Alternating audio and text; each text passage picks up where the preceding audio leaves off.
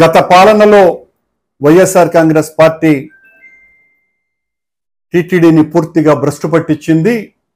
మేము అధికారంలోకి వచ్చిన తర్వాత ఆ పాప ప్రక్షాళన చేసి స్వామి ఆలయాన్ని పునీతం చేసి ఒక గాడికి తెచ్చి భక్తులందరికీ చాలా చాలా చాలా ఉన్నతమైనటువంటి దర్శనం కల్పిస్తాము అన్నటువంటి మాటలు చెప్పినటువంటి చంద్రబాబు గారి ప్రభుత్వంలో వైకుంఠ ఏకాదశి రోజున క్యూ లైన్లను కూడా మేనేజ్ చేయకపోవటం మూలంగా 6 మంది భక్తులు చచ్చిపోయారు. దాదాపు 40 మందికి పైగా భక్తులకు తీవ్రంగా గాయాలయ్యాయి. ఎవరి పాపం ఇది? కేవలం మీ అలసత్వము, మీ బాధ్యతారాహిత్యం వలనే ఈ దుర్ఘటన జరిగింది. సాక్షాత్తు ముఖ్యమంత్రి గారే వైఎస్ఆర్ కాంగ్రెస్ పార్టీ పాలన ఉన్నప్పుడు సుబ్బారెడ్డి నేను అధ్యక్షులుగా ఉన్న సమయంలో లడ్డూలో ఆవు పంది కొవ్వులు కలిపాము అని అత్యంత దారుణమైనటువంటి ఆరోపణలు చేసినారు. దాని మీద సుప్రీంకోర్టే సిబిఐ చేత ఒక ఎంక్వైరీని కూడా వేయమని చెప్పటం కూడా జరిగింది. ఆ ఒక్క మాట ద్వారా చంద్రబాబు గారి యొక్క వ్యక్తిత్వం పాతాళానికి అడుగంటింది. నేను స్వామికి అత్యంత పరమ పవిత్రమైనటువంటి భక్తుణ్ణి అని చెప్పుకునేటువంటి చంద్రబాబు గారు సాక్షాత్తు వెంకటేశ్వర స్వామిని రాజకీయాలకు వాడుకునేటువంటి ఒక పావుగా వినియోగించుకుంటున్నారు అన్నటువంటి అభిప్రాయం జనంలోకి రావటం కారణంగా ఆయన పాలన మీద ఆ రోజుటి నుంచి చాలా పెద్ద ఎత్తున అసహనం ఏర్పడింది.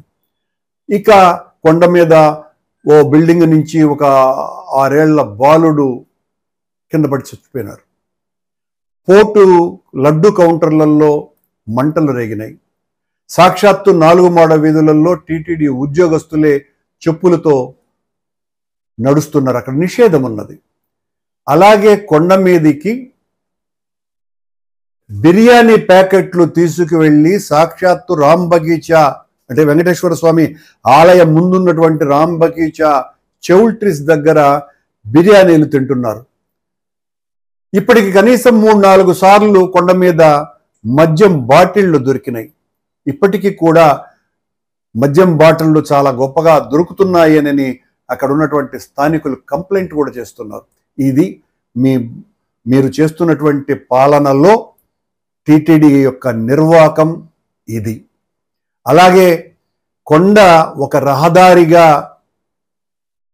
ఎర్రచందనం దొంగలకు మారింది. ఇప్పటికి 4 సార్లు ఎర్రచందనం దొంగలు పట్టుబడ్డాయి. కానీ వీటిల మీద మీరు చేసినటువంటి తప్పుల మీద ఇవన్నీ కూడా మీ పాలనలో మీ బాధ్యత రాహిత్యం వలన మీ అధికారులు యొక్క అలసత్వం కారణంగా ఈ రకమైనటువంటి సంఘటనలన్నీ జరిగితే చాగంటి వారిని వాడుకోలేదు సరిగ్గా అని చెప్పిన ఒక యూట్యూబ్ ఛానల్ మీద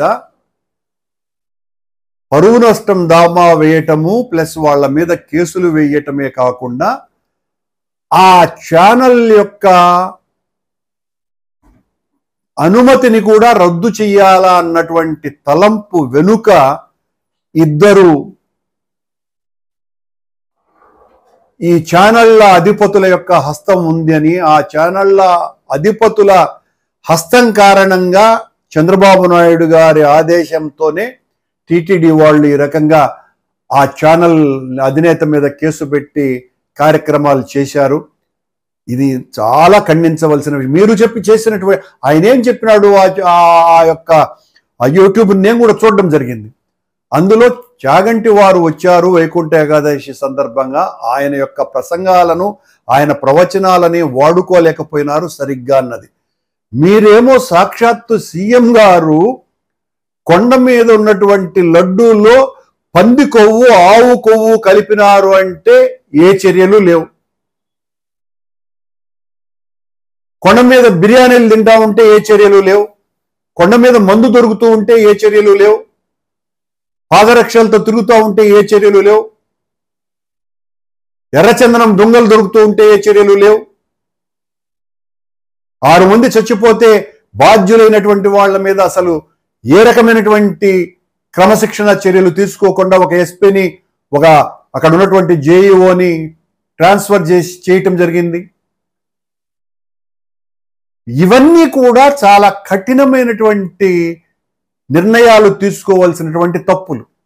అక్కడేమో ఏ చర్యలు తీసుకోకుండా వైఎన్ఆర్ అనేటువంటి ఒక సీనియర్ పాత్రికేయుడు, ప్రజా గొంతుకను వినిపిస్తున్నటువంటి వ్యక్తి, ఎక్కడ రాష్ట్రంలో ఏ తప్పులు జరిగినా కూడా మరో రాజకీయ ఉద్దేశం లేకుండా ఏ రాజకీయ పార్టీకి కొమ్ముగా అయినటువంటి యూట్యూబ్ అది, దానికి సంబంధించినటువంటి వ్యక్తి ఆ వైఎన్ఆర్.